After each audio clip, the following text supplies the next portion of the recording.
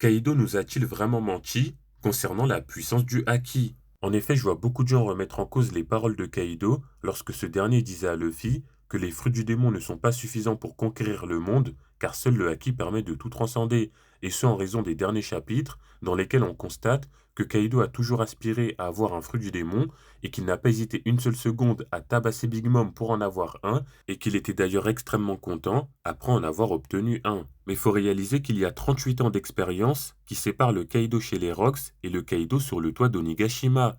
Chez les Rocks, Kaido est encore très jeune et inexpérimenté. Il était entouré de personnages extrêmement puissants et tout ce qu'il voulait, c'est être à leur niveau. Et pour cela, le moyen le plus efficace et le plus rapide, c'était d'avoir un fruit du démon. Car perfectionner son acquis, ça demande beaucoup de temps et de l'entraînement. Mais plus tard, au fil de ses combats et de ses années d'expérience, Kaido s'est rendu compte que les fruits du démon ont une limite et que ce qui fait réellement la différence à haut niveau, c'est le haki. Et pour finir, même si le haki seul permet de tout transcender, ça n'empêche absolument pas de vouloir posséder un fruit du démon, bien au contraire, car ça reste malgré tout un énorme boost de puissance. Conclusion, non, Kaido n'a pas menti, le haki est bel et bien le pouvoir le plus puissant de One Piece, il est supérieur au fruit du démon et il transcende absolument tout.